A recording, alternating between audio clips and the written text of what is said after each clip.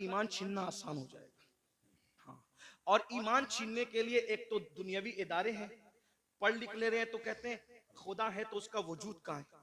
मैं आपसे कहना चाहता हूं कि खुदा का वजूद है, इससे बड़ा सबूत क्या होगा कि खुदा को सब लोगों ने बिन देखे का खुदा है, लेकिन एक हस्ती अल्लाह ने ऐसी भेजी जो आकर कहता है इन्नी राई तो रब्बी, मैंने अपने रब को देखा। और वो कौन है? वो हमारा नबी है। बेशक हमारे आका ने अल्लाह को सुभान देखा। अल्लाह। और हुजूर इतने सच्चे थे, हुजूर इतने सच्चे थे कि उनकी सच्चाई की गवाही उनके दुश्मनों ने भी दी। यहाँ एक बात और अर्ज कर दूं आपसे, हुजूर कितने सच्चे थे थोड़ा समझना। कुरान के अंदर रसूलुल्लाह को गालियां, यानी कि जो काफिरों ने गालियां दी है, उन गालियों को जो काफिर बकते थे, गंदी गलीज गालियां, तो उन गालियों को जो गालियां उन्होंने काफिरों ने दी है, अल्लाह तबारक व ताला ने उसका तज़किरा फरमाया है। क्या तज़किरा फरमाया? कि इन्होंने मेरे महबूब को ये गाली। कुरान गाली की किताब नहीं, कुरान गाली को नकल नहीं करता, कुरान गाली को बयान नहीं करता, लेकिन गाली का मतलब क्या? गाली का मतलब ये कि जिसको किसी को उसके मनसब से हटकर बयान कर दो तो ये गाली है। जैसे कुत्ते को कहो कि कुत्ता, तो गाली नहीं हुई, लेकिन किसी आलिम को कह दो माज़ अल्लाह तो ये गाली होगी, है ना। तो उन्होंने रसूलुल्लाह को गालियां दी। कुरान गाली की किताब नहीं, कुरान गाली बयान करने वाली किताब नहीं, कुरान बड़ी मुकद्दस किताब है। बेशक लेकिन कुरान की हिकमत यह थी कि जो जो गंदे अल्फाज उन्होंने नबी के लिए कहे, कुरान ने पहले उसको बयान किया, फिर उसका जवाब दिया। जैसे उन्होंने नबी को कहा कि ये पागल है, तो कुरान ने बताया कि ये लोग मेरे महबूब को कहते हैं कि ये मजनून है, लेकिन अल्लाह कसम उठा के कहता है कि आप मजनून नहीं हो। पहले बयान किया, उन्होंने कहा मजनून है तो बयान किया, उसको बयान करके फिर उसका जवाब दिया। उन्होंने रसूलुल्लाह के लिए कहा कि मोहम्मद के हाथ टूट जाएं, अल्लाह ने पहले वो बयान किया, फिर उसका जवाब दिया। तब्बत यदा अबी लहब, ये सूरत आई। किसी ने कहा नबी को माज़ अल्लाह सुम्मा माज़ अल्लाह, अल्लाह ने उसके खिलाफ 10 आयतें उतारी, आखिरी में कहती है तुल्लिम बादा ज़ालिका ज़नीन। लेकिन इसी तरह उन्होंने कहा ये जादूगर है, कुरान ने बयान किया कि ये मेरे महबूब को जादूगर कहते हैं, मेरा महबूब जादूगर नहीं है। कुछ लोगों ने कहा इन पे जादू का असर हुआ है, तो कुरान कहता है मेरे महबूब को ये कहते हैं जादू का असर हुआ है, लेकिन मेरे महबूब पे जादू का असर। बोलो भाई, बात समझ में आती है? बात समझ में आती है? कुरान गाली की किताब नहीं, कुरान के अंदर गाली बयान नहीं हो सकती, लेकिन हिकमत ये थी, उन्होंने कहा पागल, पहले बयान हुआ उसका जवाब हुआ। उन्होंने कहा जादूगर, पहले बयान हुआ उसका जवाब हुआ। उन्होंने कहा ये, पहले बयान उसका जवाब। क्यों ऐसा हुआ? हिकमत क्या थी? तवज्जो, छोड़ दो भाई, हिकमत क्या थी? तवज्जो, हिकमत क्या थी? बहुत नाजुक बात आई। उन्होंने जो जो कहा कुरान बयान करके जवाब दे रहा है। हिकमत क्या थी? कयामत तक के मुसलमानों सुन लो, इन्होंने नबी को मजनून तो कहा, नबी को जादूगर तो कहा, नबी को माज़अल्लाह पागल तो कहा, खबीसों ने बकवास की, लेकिन इतनी गंदी गंदी बातें करने के बावजूद ये नबी को झूठा न कह सके, इसलिए कि नबी इतने सच्चे थे कि उनकी सच्चाई की गवाही ये गुंडे भी दिया करते। सुभान अल्लाह, सुभान अल्लाह। बेशक बेशक। ये अब इतना सच्चा नबी, तवज्जो, इतना सच्चा नबी जिस खुदा के वजूद की गवाही दे, इससे बड़ी सच्चाई क्या हो सकती है ना। तो अल्लाह का वजूद है, ये आसमान, ये जमीन, ये सितारे, ये सैयारे, ये सब बता रहे हैं। आज कॉलेज और स्कूल बात सबसे नहीं, इल्हाद फैल रहा है। इसी तरह बच्चियां वर्गलाई जा रही है, मुर्तद इर्तिदाद की तरफ जा रही है। बच्चियां, बच्चे इर्तिदाद की तरफ जा रहे हैं। वजह मुख्तलिफ वजूहात है। नंबर एक, हमने अपने बच्चों को सब सिखाया। मेरा वक्त पूरा हो रहा है, आप तवज्जो फरमाए, मैं बात समेट रहा हूं। बच्चों के इर्तिदाद की वजह सब सिखाया, ईमान नहीं सिखाया, दीन नहीं सिखाया। देखो हमारे यहाँ दीन नहीं सिखाया जाता, नतीजा बच्चियां पढ़ लिख ले रही है, दूसरों के बहकावे में आ रही है। छोटा सा चुटकुला छोड़ते हैं, इस्लाम में तो औरत को पर्दे के लिए कहा जाता है। मैंने कहा पर्दे के लिए कहा जाता है तो क्या कहा ये जुल्म है? मैंने कहा पागल हुए, हमारे यहाँ औरत का दूसरा नाम जन्नत है। क्या है? जन्नत। जन्नत किसे कहते हैं? जन्नत किसे कहते हैं? आप लोगत उठा के देखे तो पता चलेगा, जिन और जिन्ना, जिन और जन्नत दोनों का मादा एक है।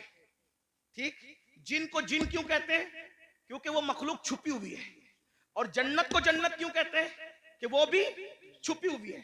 तो जो छुपी हुई हो उसको जन्नत कहते हैं, है ना। हमारे यहाँ बेटी पैदा हो तो माँ बाप के लिए जन्नत, जवान होकर के नेक बीवी बन जाए तो शौहर के लिए जन्नत, माँ बन जाए उसके कदमों में जन्नत। तो जो जन्नत होती है वही तो छुपाई जाती है। हमारे यहाँ औरत का दूसरा नाम जन्नत है, और जन्नत छुपाने की चीज है। अल्हम्दुलिल्लाह हम औरत को जन्नत से कम नहीं मानते, इसीलिए अल्लाह ने अपनी जन्नत भी छुपा रखी है जो सिदरतुल मुंतहा पर है, और हमने अपनी जमीन की जन्नतों को भी छुपा रखा है जो माँ की शक्ल में, बीवी की शक्ल में, बेटे की शक्ल में। सुभान अल्लाह, माशाअल्लाह। जिन्नात भी छुपे हुए हैं और जन्नत भी छुपी, सुभान अल्लाह। इसीलिए जिन्नात है मगर नजर नहीं आते। क्यों? इसलिए कि छुपी हुई मखलूक है। अल्लाह अकबर। तवज्जो करें आप। अर्ज क्या कर रहा था, तो लड़कियों को वर्गलाया जाता है, बहकाया जाता है, और अब हम लोग क्या करते हैं, हम लोग घुटने पर हमला नहीं हो रहा है, हमला सर पे हो रहा है, घुटने ही पकड़ के सहला रहे, घुटने को बचा रहे। मेरे भाइयों, ये तो मालूम करो कि बच्चे मुर्तद क्यों हो रहे, बच्चियां मुर्तद क्यों रहे, इस्लाम की नफरत क्यों है। उसकी कई वजूहात है। नंबर 1, सबसे पहली वजह ईमान न बताना। जब बच्चों को ईमान पता ही नहीं होगा तो वो ईमान बचाएंगे कैसे।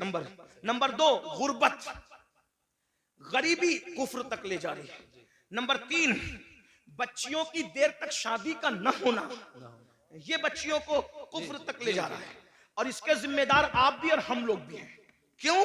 इसलिए कि बच्चियों की शादी में ताखीर क्यों हो रही है। माँ बाप को शौक नहीं है बच्चियों को बिठाने का, लेकिन 30 साल 35 साल की बच्चियां हो रही है और हम उनकी शादी नहीं कर पा रहे। क्यों? इसलिए कि कोई उस बच्ची को करने के लिए तैयार ही नहीं। वजह, इतनी जालिम रसूमात हमने पैदा कर दी है, जहेज के नाम पर, हल्दी के नाम पे, मेहंदी के नाम पे, मांगने के नाम पे, इसके नाम पे, उसके नाम पे, कि बच्चियां 30-30, 35-35 साल की हो जाती है और उनको अच्छे रिश्ते नहीं आते। बहुत माजरत के साथ, ये इलाका बड़ा दीनदार है, लेकिन इतना जरूर कहूंगा, सारी दीनदारी शादी के मौके पे समझ में आती है। सारी दीनदारी शादी के मौके पे समझ में, सिर्फ जुलूस मिलाद में दीनदारी नहीं, शादी के मौके भी दीनदारी बताओ ना। सिर्फ जलसों में दर्द भरी बातें नहीं, शादी के मौके पे भी दीनदारी बताओ। जो लोग मुंह फोड़ के मांगते हैं वो तो मांग ही लेते हैं, जो लोग नहीं मांगते वो लोग भी गरीब घरों में सिर्फ इसलिए रिश्ता नहीं करते हैं कि यहाँ जाएंगे तो कुछ मिलेगा नहीं। एक तो वो है कि जो मांग रहा है, और एक तो वो है जो वहां जा रहा है जहां मिलना जरूरी है। जहां नहीं मिलेगा वहां जाना ही नहीं है, जहां नहीं मिलेगा वहां बड़ी माजरत के साथ तू इधर उधर की ना बात कर।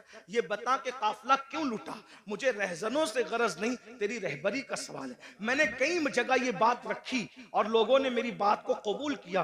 बहुत सारे लोग, नौजवानों ने ये इरादा किया कि इंशाअल्लाह ससुराल से हम एक चांदी का तार भी नहीं लेंगे, एक गिलास भी नहीं लेंगे। ये माहौल बन रहा है मुल्क के अंदर, क्योंकि कुरान कहता है वज़क्किर फ़इन्न ज़िक्रा तनफ़उल मुमिनीन, मोमिनों को नसीहत करो कि नसीहत करना मोमिनों को फायदा पहुंचाता है। मेरी कौम के जवानों, अगर सिर्फ तुम YouTube पर मुर्तद होने वाली लड़कियों की वीडियो शेयर करके दर्द भरी बातें करोगे तो इस मुनाफिकत से काम होने वाला नहीं है।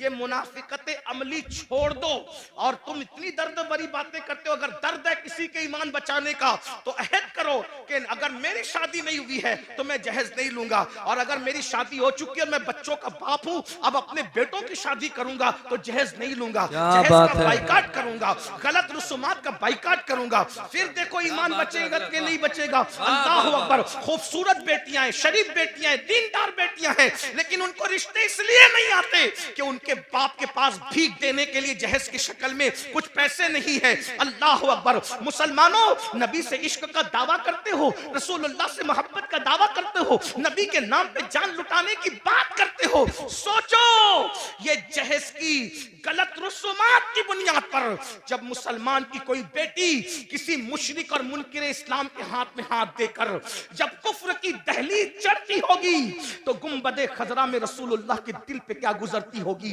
अल्लाह अकबर। हुजूर के दिल पे क्या गुजरती, इसलिए कि उसका बाप तो नावाकिफ है कि मेरी बेटी क्या कर रही है, लेकिन नबी तो हर चीज से वाकिफ है। जिसकी जात से, जिसकी निगाह से खुदा की जात ना छुपी, उसकी निगाह से से किसी मुसलमान बेटी का मुर्तद होना कैसे छुप सकता है। अफसोस है मुसलमानों, मुरादाबाद और गिरद नवा में रहने वाले मुसलमानों, वो रुसूमात पे लानत हो जो रुसूमात हमारी बेटियों को कुफ्र तक ले जा रही है, शिर्क तक ले जा रही है। बताओ, हर साल हज करो, हर साल उम्रा करो, मस्जिद बनाओ, मदरसे बनाओ, बड़ी बड़ी दाढ़ियां रखो, खूबसूरत टोपियां पहनो, कादरी, चिश्ती, नक्शबंदी, रफाई, ये सारे टाइटल लगाओ और फिर बच्चियों के मुर्तद होने की फिक्र न करो, उनके ईमान जाने की फिक्र न करो।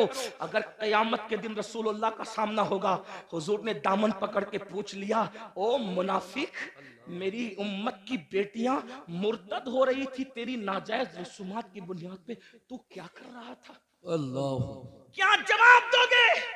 ये मेरी माएं और बहनें बैठी है, ये भी रिश्ते ढूंढने निकलती है मेरी माएं और बहनें, तो ये लालच में सरता पर डूब जाती है। ये बेटे की शादी करने नहीं, ये अपने बेटों को बेचने निकलती है। कभी बच्चियों के ईमान का सोचा? अरे मेरी बहन, अगर तेरे शौहर ने भी तेरे साथ यही किया होता तो बता, क्या तू इतनी इज्जत के साथ रह क्या दौलत ही सब है, माल ही सब है? एक बात कहूं, तुम अगर जहेज नहीं लोगे सिर्फ किसी का ईमान बचाने की नियत से, तो पता है जहेज में तुम्हें क्या मिलेगा? रसूलुल्लाह की दुआएं और उनकी खुशी मिलेगी। वाह वाह वाह, सुभान अगर अल्लाह। समधी ने तुम्हें जहेज दिया, चंद सालों के बाद वो टूट फूट जाएगा। सुसर ने तुम्हें जहेज दिया, सास ने, चंद सालों के बाद टूट, और हुजूर ने ईमान बचाने की बुनियाद पर सिर्फ तुझे एक बार देख के मुस्कुरा लिया, कयामत तक के तेरी नस्लों की तकदीर समझ जाएगी। बेशक बेशक बेशक। अब आप पर है मुसलमानों, तुम जहेज लेते हो या जहेज नहीं लेते? अगर वो सामने वाले देना भी चाहे तो उनको कहो हम नहीं लेंगे, हम जहेज का बाइकाट करें। कुछ लोग हमारे सामने भी खड़े हो, भाई देखो भाई, मैं एक बात कहता हूँ, आपको गालियां देना हमें दे लो, हम तो अपना मुताला एक